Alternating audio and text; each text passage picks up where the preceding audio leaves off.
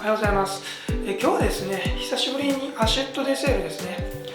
ポワールベルエレーヌです。このポワールのコンポートのアシェットデセールなんですが、ブラスイなどでは定番のデザートとなっております。以前にタルトポワールを紹介させていただきました。もう使っているクリームほぼ同じです。そちらをサラモニにアレンジしたものです。ただ一つですね、どうしてもアシェットデセールアイスクリームをつけたいので、フランボワーズのアイスクリームを作りました。とっても簡単な作り方です。材料をただ回すだけです。私こういった機械を使ってますが、氷を砕けるぐらいのパワーのあるミキサーをお持ちでしたら、そちらで全然大丈夫です。簡単ですので、ぜひ試してみてください。それでは行きましょう。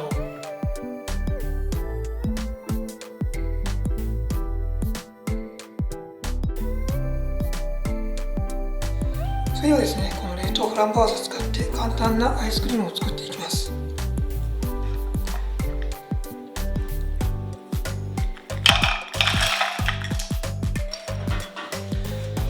コンデンスミルク、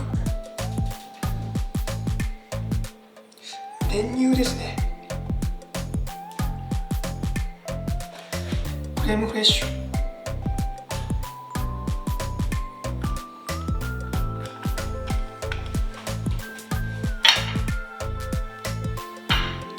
レモンジュースを使います。